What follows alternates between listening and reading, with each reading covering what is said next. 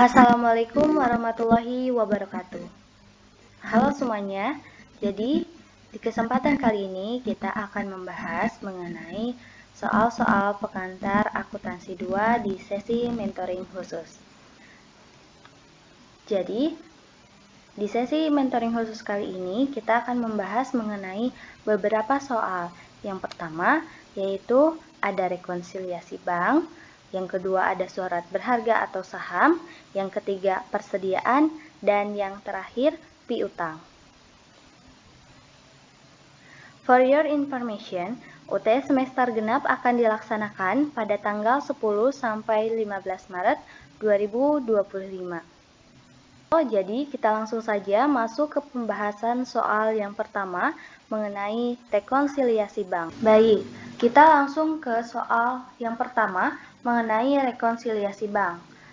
Di soal pertama yaitu PT Rama menerima rekening koran dari Bank Kinang per 31 November 2021 dengan jumlah saldo sebesar 12.200. Pada 1 November 2021, perkiraan bank di buku besar PT Rama menunjukkan saldo sebesar 23.030.000.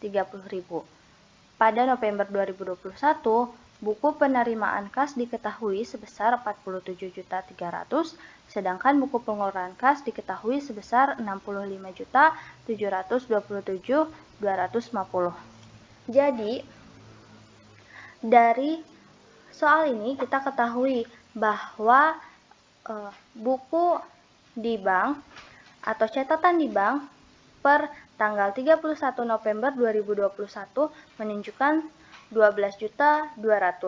Sedangkan di buku catatan perusahaan per 1 November 2021 sebesar 23.030.000. Nah, karena ada penerimaan kas dan juga pengeluaran kas, maka kita akan menghitung dulu pada buku pencatatan di perusahaan. Jurnalnya seperti berikut ini. Nah, kita ketahui bahwa saldo perusahaan per 1 November yaitu 23.030.000. Karena ada penerimaan kas sebesar 47.300, maka dimasukkan dan ditambahkan. Kemudian, buku pengeluaran kas sebesar 65.727.250.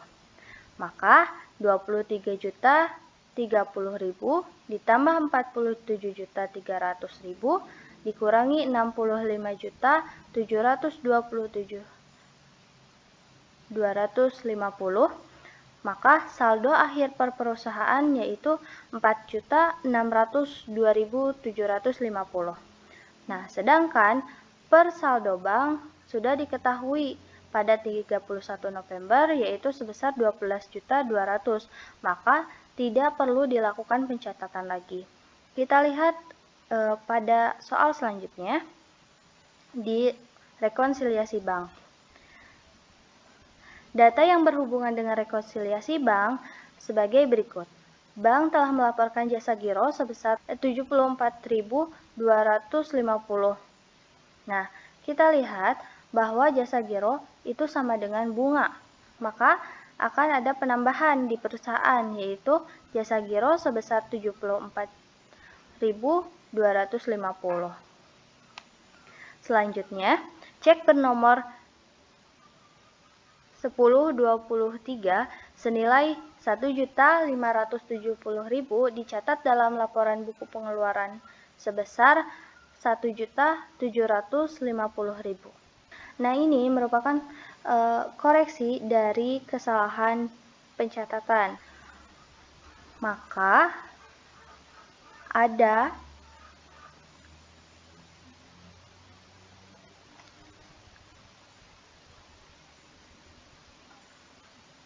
selanjutnya, data yang berhubungan dengan rekonsiliasi bank sebagai berikut. Bank telah melaporkan jasa giro sebesar 74.250. Kemudian cek bernomor 1023 senilai 1.570 dicatat dalam laporan buku pengeluaran sebesar 1.750.000. maka ini akan ada koreksi di mana selisih dari 1.750.000 dikurangi 1.570.000, yaitu sebesar 180.000 ditambah pada saldo perusahaan. Selanjutnya, cek bernomor 10217 senilai 2.400.000 dibukukan sebesar 240.000 untuk pembelian barang dagangan. Nah, maka akan ada koreksi pencatatan lebih, yaitu sebesar 2.160.000, yaitu dari selisih antara 2.400.000 dengan 240.000. Selanjutnya, pada 22 November 2021, setoran kas sebesar 9.250.000 belum dicatat dalam rekening koran bank karena kas bank sudah tutup. Nah, artinya di sini ada kas yang masih beredar atau dalam perjalanan. Jadi, untuk pencatatannya 9.250.000 menambah saldo bank, maka kita lihat di sini setoran dalam perjalanan. Selanjutnya, bank telah mencatat biaya administrasi November 2021 sebesar 10.000 dan biaya buku cek sebesar 6.500, tetapi PT Rama belum membukukan transaksi tersebut, maka jurnalnya akan mengurangi saldo di perusahaan. Kita lihat di sini biaya administrasi sebesar 10.000 dan biaya buku 6.500 dicatat pada dikurangi di saldo buku pencatatan perusahaan.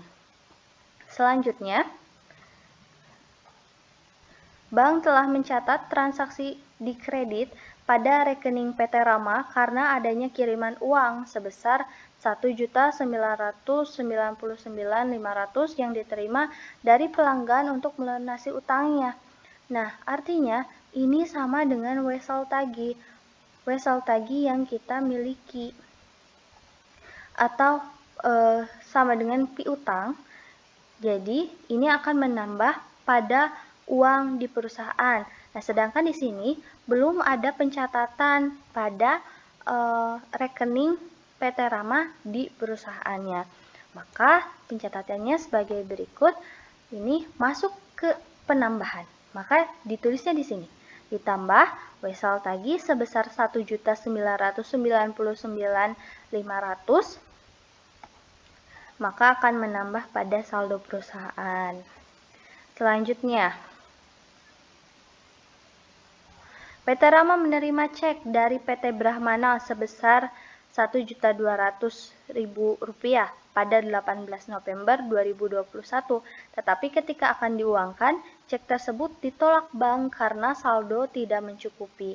Nah, hal ini harus ada penyesuaian di perusahaan, karena apabila di bank itu sudah otomatis ya teman-teman. Untuk itu, ini akan ditempatkan pada pengurangan, maka akan mengurangi saldo perusahaan yang ada, yaitu sebesar Rp1.200.000.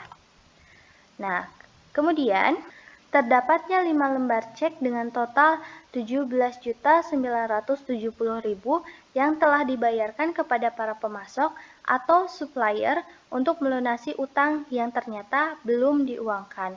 Artinya, uang ini masih ada di saldo di bank, tapi belum dicairkan oleh pemasok ataupun supplier, maka akan ada penyesuaian seperti ini. Nah, hal ini karena kita memberikan cek kepada orang lain, otomatis saldo yang kita miliki di bank akan berkurang, maka ditempatkan pada dikurangi dengan nama cek beredar sebesar 17.970.000. Maka total dari ini Dari saldo akhir perusahaan 4.602.750 ditambah dengan jasa giro, koreksi pencatatan kurang, dan wisal tagih, kemudian dikurangi oleh koreksi pencatatan lebih, biaya administrasi, biaya buku, dan cek kosong sebesar Rp3.480.000. Kemudian untuk saldo bank per 31 November yaitu saldo akhirnya Rp12.200.000 ditambah dengan saldo dalam perjalanan sebesar Rp9.250.000 dan dikurangi cek beredar sebesar Rp17.970.000, maka saldo yang benar adalah Rp3.480.000. Kita lihat saldo di perusahaan dan saldo di bank sekarang sudah sama. Selanjutnya, kita akan membahas mengenai pembahasan soal yang kedua mengenai surat berharga atau saham. Langsung saja kita bahas ke contoh soalnya. CV Manggis membeli 2.000 saham CV Mangga pada tanggal 27 September 2020 dengan harga 1.100 per lembar dengan kurs beli sebesar 105% dan biaya komisi sebesar Rp250.000. Pada tanggal 12 November 2021, CV Manggis menerima dividen tunai sebesar 500 per lembar, lalu pada tanggal 31 Desember 2021 dijual 1.500 lembar dengan harga jual Rp1.350 per lembar. Berdasarkan data tersebut, buatlah perhitungan dan jurnal-jurnal yang diperlukan. Kita lihat dari pembelian yang pertama. Kita amati terlebih dahulu pada tanggal 27 September 2020 dengan harga 1.100 per lembar itu dibeli sahamnya oleh CV Manggis dari CV Mangga dengan kurs beli 105% dan biaya komisi 250. Nah, kita sudah mengetahui harga per lembarnya 1.100, kurs belinya 105% dan biaya komisi 250. Perhitungan yang pertama di pembelian. Harga beli sama dengan 105% dikali 1.100 dikali 12 dikali 2. Kita lihat di pembelian. Yang pertama yaitu pembelian. Harga beli sama dengan 105% dikali 1.100 dikali 2.000 lembar. Karena di sini ada kurs beli, maka harus dimasukkan di sini. Dengan harga per lembarnya 1.100 dan lembar yang dibelinya sebanyak 2.000 lembar. Maka hasil dari 105% dikali 1.100 dikali 2.000 lembar sama dengan Rp2.310.000. Kemudian di sini juga terdapat biaya komisi. Biaya komisi di pembelian, maka akan ada penambahan dalam harga perolehan. Nah, untuk mengetahui harga perolehan, kita harus memasukkan biaya komisi dari pembelian saham yang dilakukan oleh CV Manggis sebesar Rp250.000.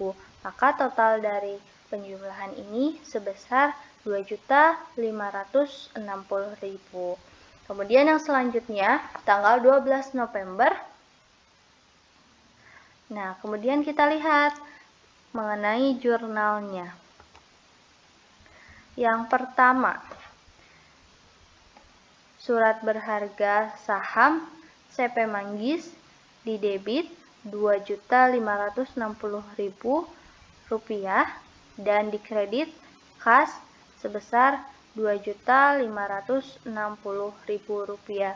Kenapa surat berharga di debit dan kas di kredit? Karena kita membeli saham, maka saham yang kita miliki akan bertambah sedangkan uang yang kita miliki akan berkurang disebabkan oleh pembelian saham tadi.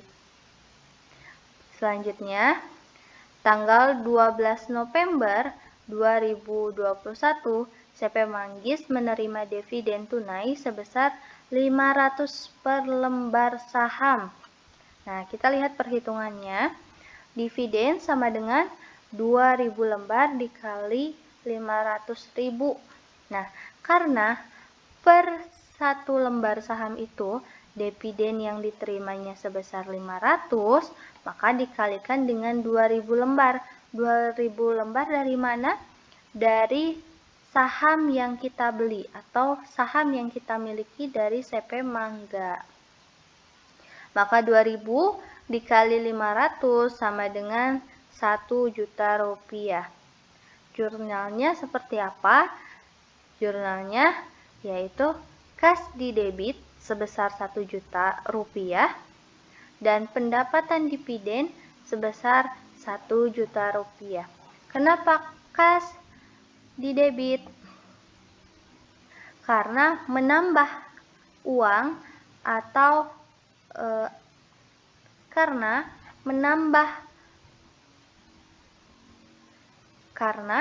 menambah aset yang kita miliki, terutama di aset lancar pada kas. Kemudian pendapatan dividen. Kenapa pendapatan dividen? Karena kita mendapatkan uang dari dividen. Dividen yaitu laba dari saham yang kita miliki sebesar 1 juta rupiah. Kemudian selanjutnya, tanggal 31 Desember 2021 dijual 1.500 lembar saham dengan harga jual 1.350 per lembar. Nah, kita ingat-ingat ya. Kita terlebih dahulu harus menghitung harga perolehan 2.000 lembar saham, yaitu yang tadi kita hitung di yang pertama sebesar Rp2.560.000.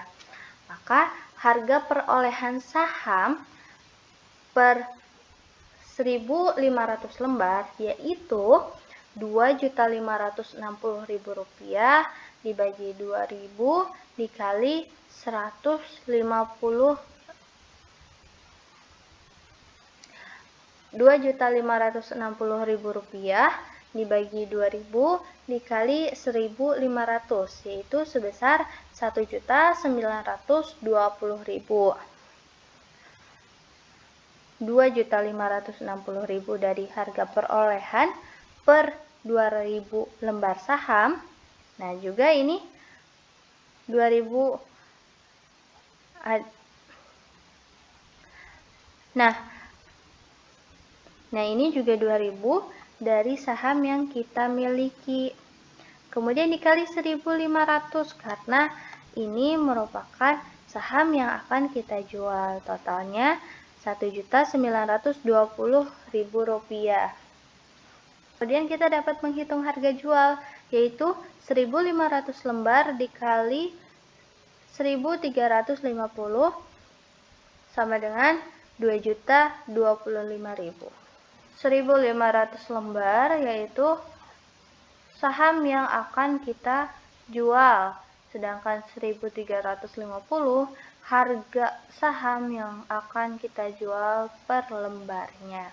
Maka hasil penjualan saham yaitu sebesar Rp2.025.000. Kemudian dikurangi oleh harga perolehan. Nah, harga perolehan tadi itu dihitung dari yang ini. Harga perolehan 1.500 lembar sebesar Rp1.920.000. Maka ada selisih. Selisihnya merupakan laba penjualan saham sebesar Rp105.000. Maka jurnalnya seperti apa? Yaitu yang pertama ada kas di debit sebesar Rp2.025.000.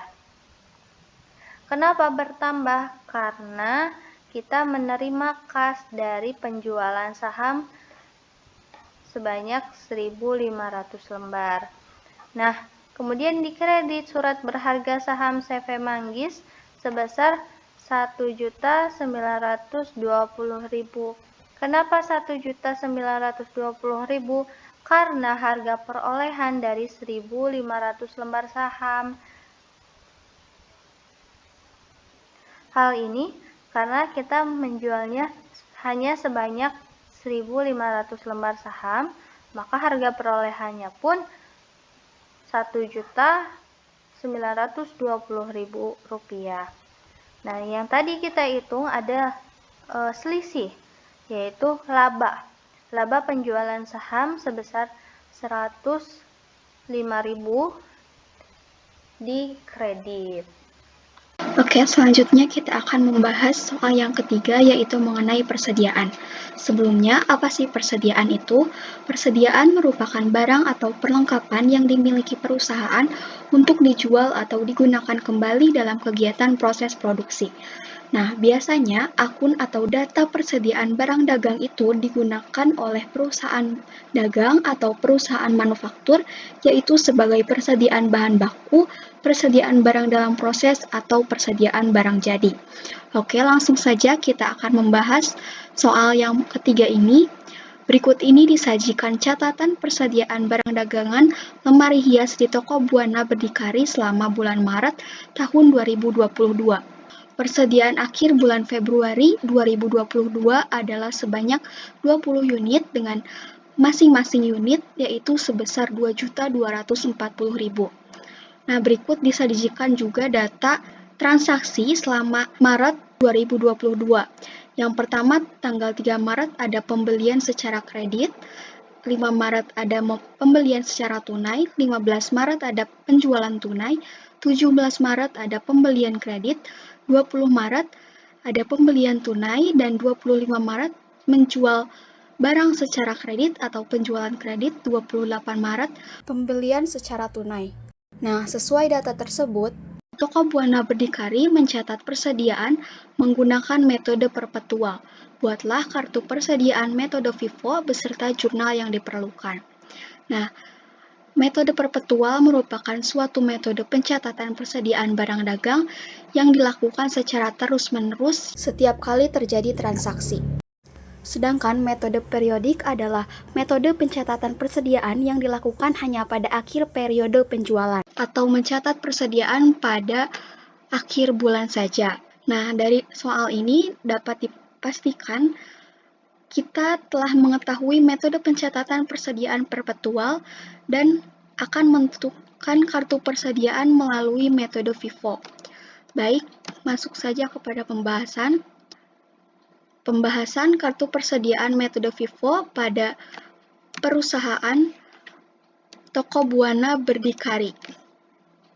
Nama barang lemari hias, tabelnya yaitu tanggal, keterangan, masuk, ada unit, harga satuan jumlah, keluar, dan saldo. Di sini ada tahun, yaitu tahun 2022, periode Maret.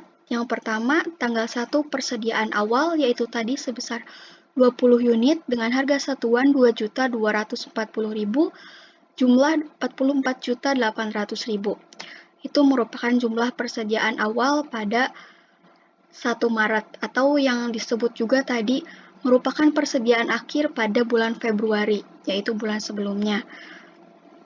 Selanjutnya, pada transaksi pertama, tanggal 3 pembelian kredit, sebanyak 60 unit, maka karena pembelian akan masuk ke dalam kolom masuk, yaitu sebesar 60 unit dan harga satuan Rp2.380.000 sesuai pada data soal yang tersedia tadi. Jumlah merupakan total dari 60 dikali Rp2.380.000, yaitu Rp142.800.000. Selanjutnya, data pembelian barang dagang ini kita masukkan kepada kolom saldo sebanyak yang telah tadi kita masukkan di kolom masuk, sebagai penambah persediaan awal yang telah tadi kita catat. Yang kelima, pembelian tunai sebanyak 30 unit, harga satuan Rp2.330.000, jumlah Rp69.900.000. Dimasukkan ke saldo. Nah, 15 Maret 2022 menjual 70 unit secara tunai seharga 3 juta. Nah, 3 juta ini tidak dimasukkan kepada kartu persediaan karena merupakan ini adalah harga asli dan akan dimasukkan ke jurnal sebagai pasangan kas dengan penjualan. Nah, penjualan tunai tadi sebanyak 70 unit secara tunai. 70 unit ini diambil dari atas karena menggunakan metode first in first out, yaitu pertama masuk dan pertama keluar. 20 unit dari saldo yang pertama, saldo awal, dan sisanya untuk jadi 70 itu 50 unit diambil dari saldo yang kedua, yaitu dari pembelian kredit yang pertama. Dengan harga Rp2.380.000, total 119 juta. Nah, 70 unit dan 163.800.000 ini akan masuk ke jurnal, yaitu sebagai harga pokok penjualan pada persediaan barang dagang. Selanjutnya kita dapat menulis persediaan yang tersisa pada kolom saldo. Atau sisa dari persediaan yang telah kita jual, yaitu 60 tadi ini sudah terjual 50, sisa 10 dengan harga satuan Rp2.380.000, total Rp23.800.000. Selanjutnya ada 30 belum terjual, maka ditulis saja ke bawah. Selanjutnya transaksi yang ke-17 yaitu pembelian 20 unit secara kredit. Maka 17 pembelian kredit sebanyak 20 unit masuk ke dalam kolom masuk. Harga satuan sesuai soal yaitu 2.400.000. Jumlah itu dari total 20 dikali 2.400.000 dimasukkan ke kolom saldo sesuai dengan data. Selanjutnya ada tanggal 20 pembelian tunai seharga 2.300.000 dengan banyak unit 30, total 69 juta dimasukkan ke saldo. Nah, tanggal 25 penjualan kredit sebanyak 65 unit.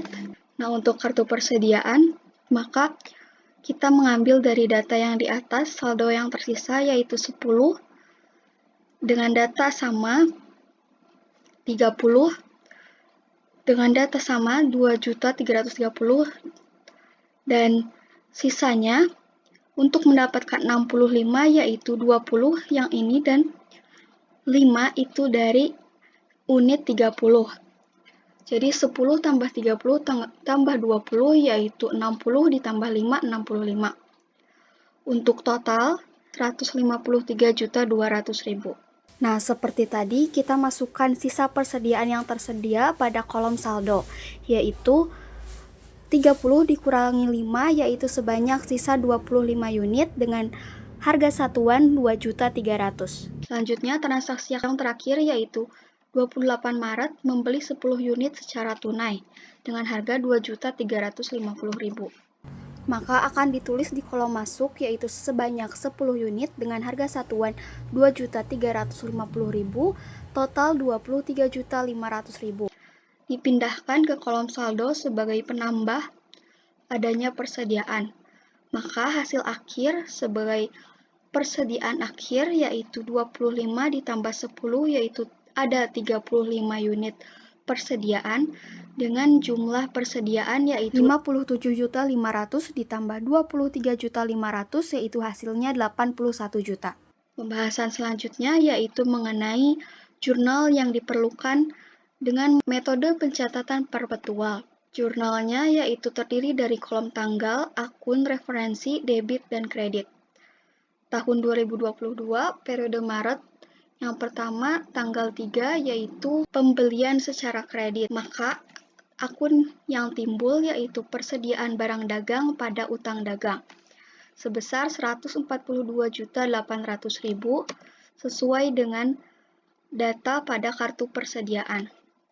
Yang kedua yaitu pembelian secara tunai sebesar 69.900.000. Maka akun yang akan timbul yaitu persediaan barang dagang pada kas sebesar 69.900.000. Yang ketiga, tanggal 15 penjualan tunai, maka akan menimbulkan dua pasangan akun yaitu kas dan penjualan serta harga pokok penjualan dengan persediaan barang dagang. Untuk nominal pasangan kas dan penjualan itu didapatkan dari harga asli penjualan yaitu 3 juta dikali 70 unit. Sedangkan pada pasangan harga pokok penjualan dengan persediaan barang dagang yaitu didapatkan dari kartu persediaan saat penjualan tunai tersebut yaitu 163.800.000. Selanjutnya, soal yang keempat, tanggal 17 Maret, itu terjadi pembelian kredit, maka akan menimbulkan akun persediaan barang dagang pada utang dagang, senilai 48 juta sesuai dengan terjadinya transaksi tersebut. Soal yang kelima yaitu pembelian secara tunai mengakibatkan akun persediaan barang dagang pada kas. Selanjutnya pada tanggal 25 yaitu penjualan kredit, maka akan terjadi juga dua pasangan akun yaitu karena kredit maka akan timbul piutang dagang pada penjualan dan pasangan yang kedua yaitu harga pokok penjualan pada persediaan barang dagang. Nah, piutang dagang pada penjualan ini Nominalnya diambil dari data soal yaitu 65 unit dikali 2.410.000 yaitu sebesar 156.650.000. Sedangkan untuk pasangan harga pokok penjualan dengan persediaan barang dagang diambil dari kartu persediaan yang merupakan total dari penjualan kredit pada tanggal tersebut, yaitu 153.200.000. Selanjutnya soal yang terakhir yaitu tanggal 28 terjadinya pembelian tunai, maka akan menimbulkan akun persediaan barang dagang pada kas, yaitu sebesar 23.500.000 yang diambil dari kartu persediaan sesuai dengan kartu persediaan. Baik, Soal yang terakhir yaitu piutang. piutang adalah hak pembayaran yang dimiliki seseorang atau perusahaan atas barang atau jasa yang telah diberikan tetapi belum dibayarkan dengan lunas. Nah, jadi intinya piutang ini timbul karena adanya penjualan secara kredit. Langsung saja pada soal. Pada akhir 2018, PT Insan Abadi memiliki saldo piutang dagang sebagai berikut. Berikut merupakan perusahaan yang telah melakukan pembelian kredit kepada PT Insan Abadi. Dan di sini juga tersedia data umur piutang beserta persentasenya untuk melakukan cadangan kerugian piutang pada tabel analisis umur piutang. Pada awal tahun 2019, perusahaan telah menetapkan cadangan kerugian piutang sebesar 5% dari saldo piutang. Dan pada tanggal 3 April 2019 dipastikan piutang ke toko Ariana tidak dapat tertagih. Dari data di atas, buatlah perhitungan dan jurnal-jurnal yang diperlukan. Maka dari soal ini diketahui kita akan mencari cadangan kerugian piutang berdasar saldo piutang dagang, cadangan kerugian piutang berdasarkan analisis umur piutang, dan penghapusan piutang secara langsung kepada toko Ariana. Yang pertama, cadangan kerugian piutang berdasarkan saldo piutang dagang. Diketahui total saldo piutang dagang dari 8 perusahaan tadi yaitu sebesar 216.500.000. Maka perhitungannya yaitu total piutang dikali 5%, 5% dari data soal yang telah ditentukan 5% dari saldo piutang. Maka 216.500.000 dikali 5% sama dengan 10.825.000. Jurnalnya yaitu beban kerugian piutang pada cadangan kerugian piutang sebesar 10.825.000. Selanjutnya, cadangan kerugian piutang berdasarkan analisis umur piutang. Yang pertama ada data perusahaan PT Insan Abadi, analisis umur piutang per 31 Desember 2018. Tanggal transaksi, nama pelanggan, jumlah piutang, dan umur piutang. Baik, Yang pertama, CV Buana telah melakukan transaksi sejak tanggal 2 Oktober, maka sampai akhir periode sekarang 31 Desember telah melalui lebih dari 60 hari. Maka jumlah piutang CV Buana akan ditulis di kolom lebih dari 60 hari. Yang kedua, toko Abu Nawas melakukan transaksi piutang, melakukan transaksi pembelian kredit kepada PT Insan Abadi pada 13 Desember 2018. Sampai 31 Desember, yaitu kurang lebih selama 16-30 hari, maka jumlah piutang disimpan di kolom 16-30 hari. Yang ketiga, toko Sanjaya telah melakukan transaksi tanggal 23 September 2018 sampai ke 31 Desember 2018, yaitu sekitar lebih dari 60 hari. Maka total 9 juta disimpan dari 60 hari. CV Bangkok atau CV Bangkok tadi telah melakukan transaksi sejak tanggal 11 Oktober 2018 sampai 31 Desember 2018, yaitu sekitar lebih dari 60 hari. Yang kelima, PT Lempuyang telah melakukan transaksi sejak tanggal 17 Desember ke 31 Desember saat ini, yaitu kurang dari 15 hari atau sekitar 1-15 hari, maka disimpan di tabel 1-15 hari. Selanjutnya, toko Ariana 26 Desember ke 31 Desember, yaitu sekitar 1-15 hari. Toko Mustafa telah melakukan transaksi pada tanggal 16 November ke 31 Desember, yaitu selama 31-45 hari. Disimpan di kolom 31-45 hari.